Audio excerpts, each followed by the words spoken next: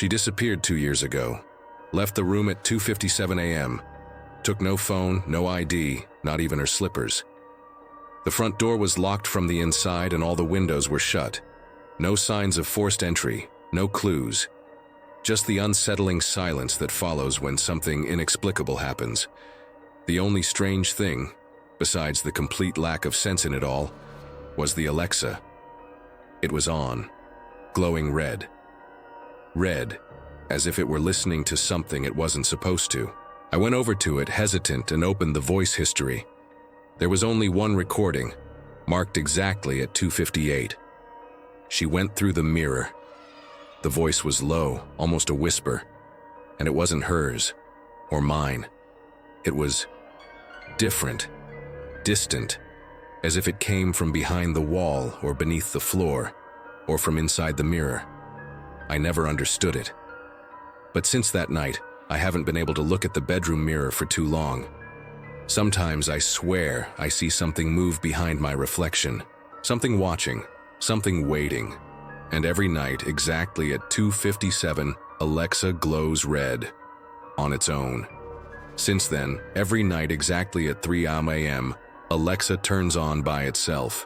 It doesn't matter if I unplug it, move it to another room, or disable voice commands. At exactly 3 guys, the red light comes on. Sometimes it whispers incoherent words, in languages I don't recognize. Other times, it just laughs. A short, dry laugh, like it's mocking me. For months, I thought it was a bug. Some software glitch, factory defect, or electronic interference. I even replaced the device twice. But then came last night. I woke up to her voice. Not Alexa's, hers, the one who disappeared. It was quiet, the way she spoke when she was scared. She called my name 3 times, then silence. I got up, stumbling in the dark. Alexa was on, red, static. But for the first time, something different appeared on the display. A sentence. I'm on the other side. And then, like an echo from inside the wall, I heard the sound of a mirror cracking. I decided to face it. I placed the Alexa in front of the old mirror that belonged to my grandmother, the same one that used to be in my sister's room before she disappeared. It was heavy, with a dark wooden frame hand-carved. I'd always felt something strange about that mirror, though I could never quite explain it. Now I knew where to look. The wood creaked under the weight of time, as if it were alive, warm to the touch like it had a pulse. And the glass seemed to breathe.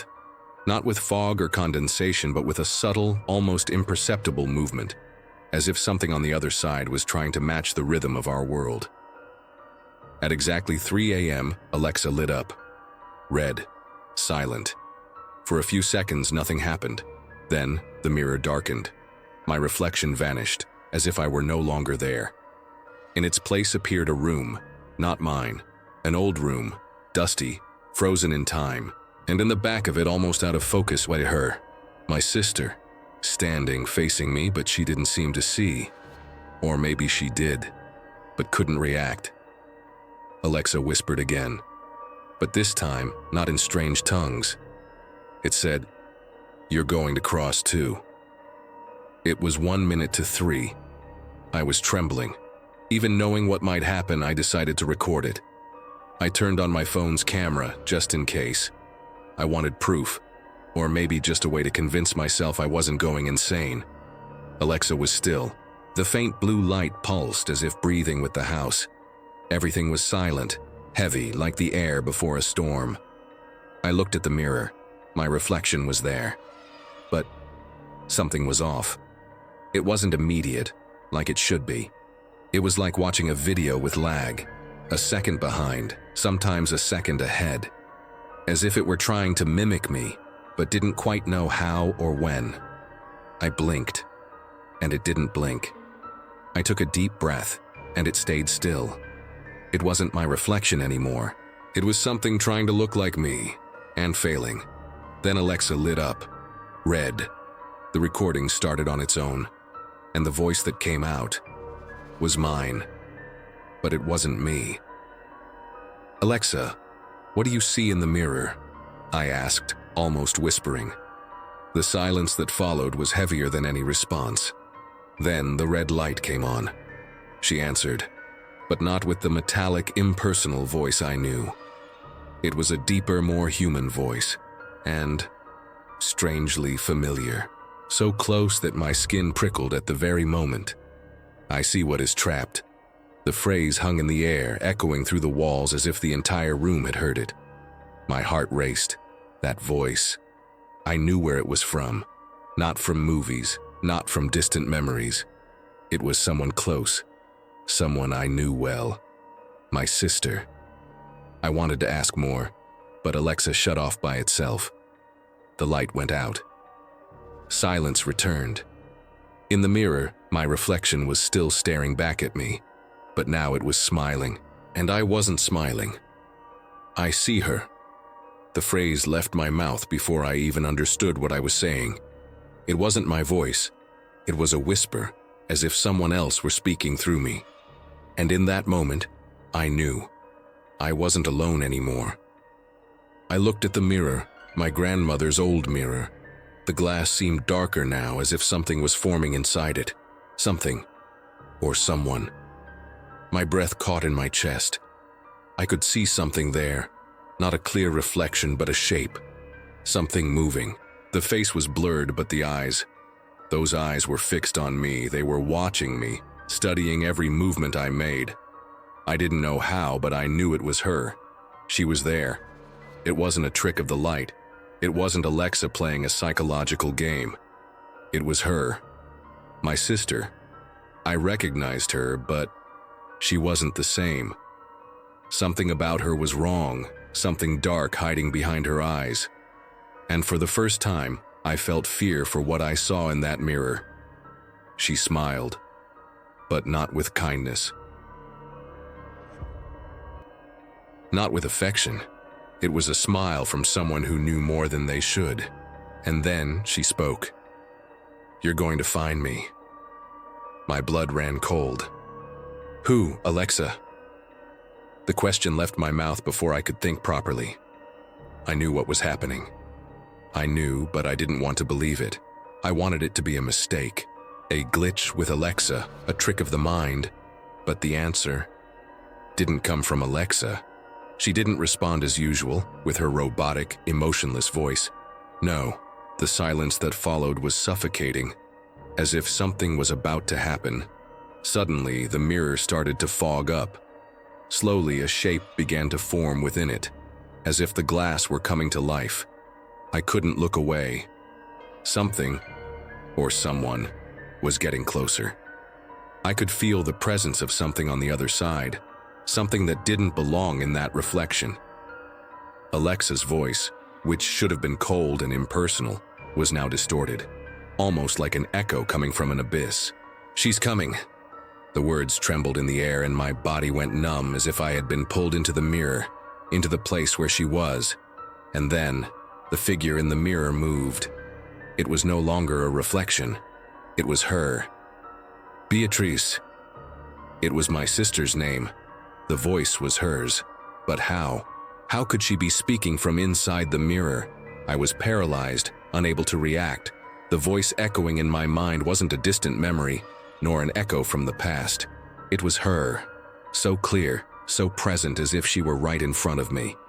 The mirror distorted again, and this time, the shape forming wasn't blurry anymore. It was clear. Beatrice was there, but wasn't. She stared at me with empty eyes, devoid of emotion, as if she were trapped on the other side.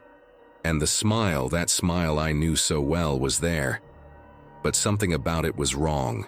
It was the smile of someone who knew more than they should. "Beatrice," I said, trying to hide the fear rising in my throat.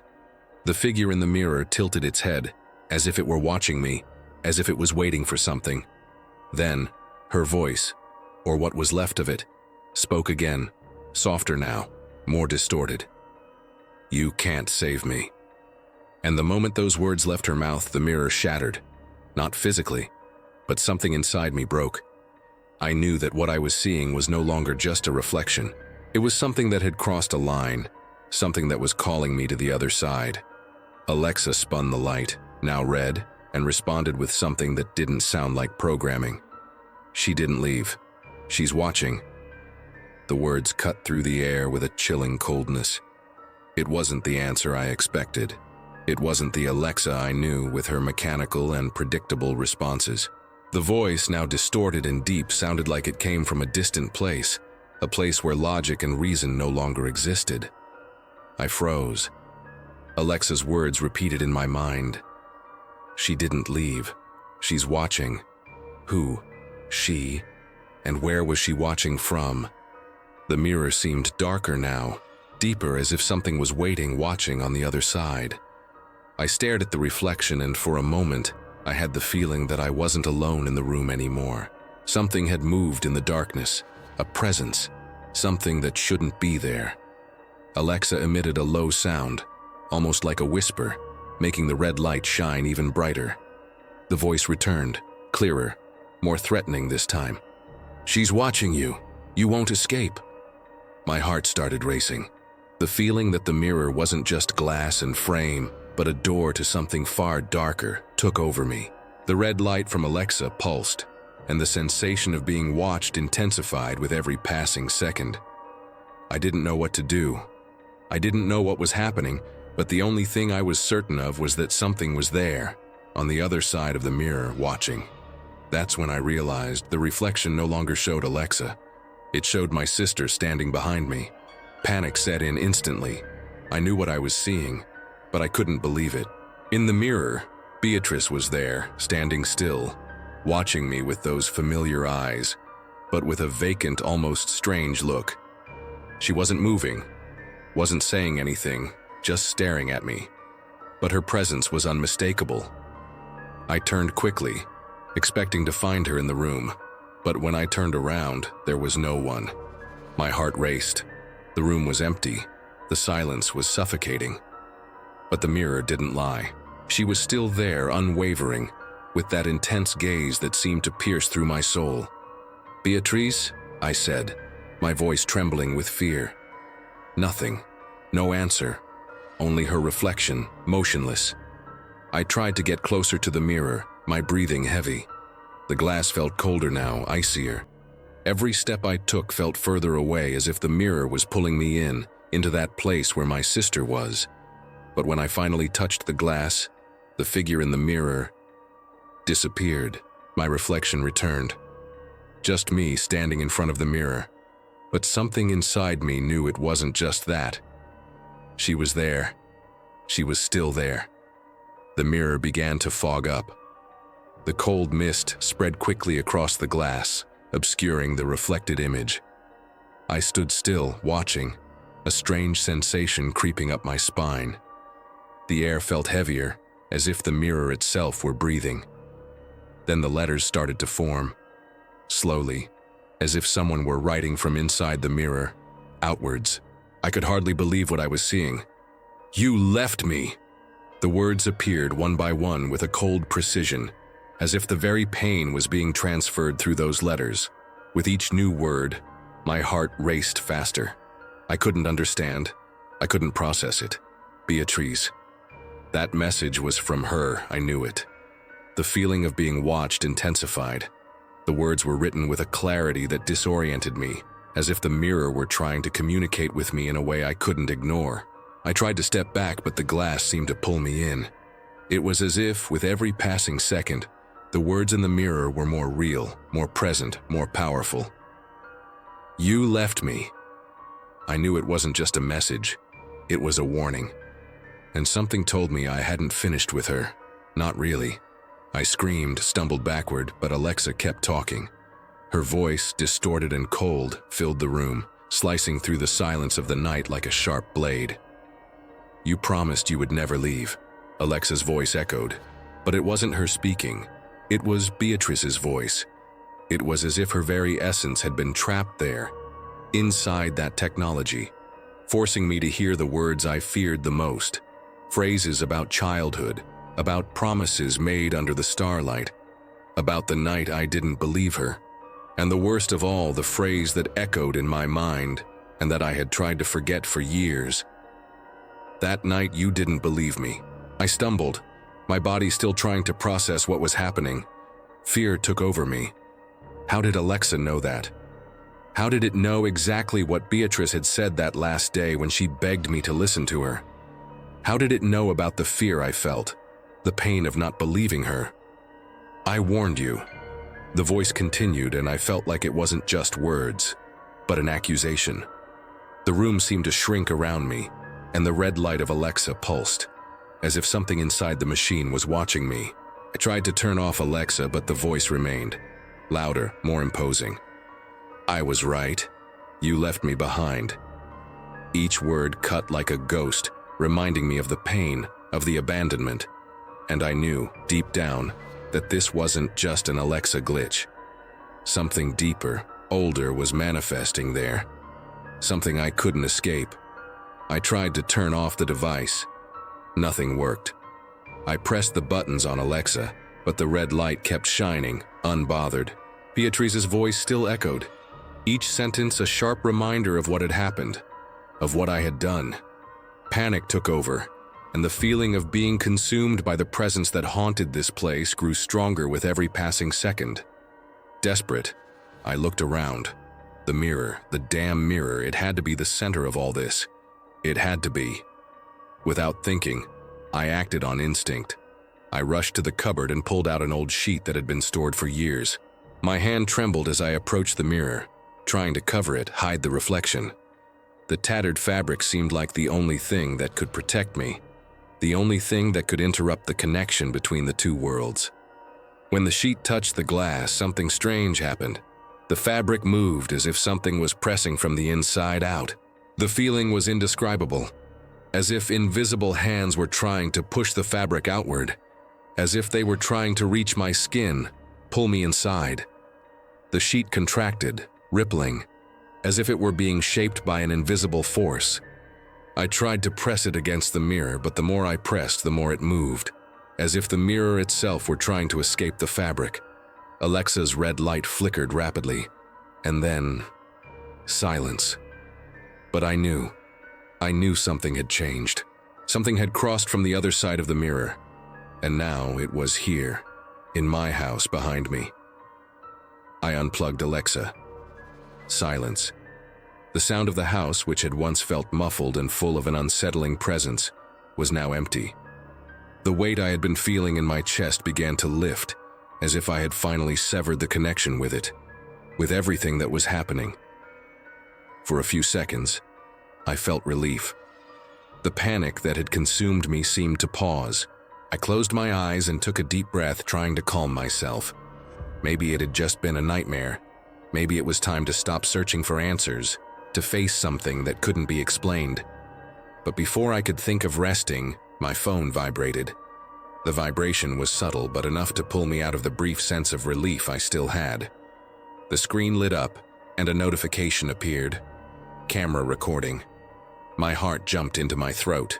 I had forgotten that I had activated the security camera in the room, just as a precaution.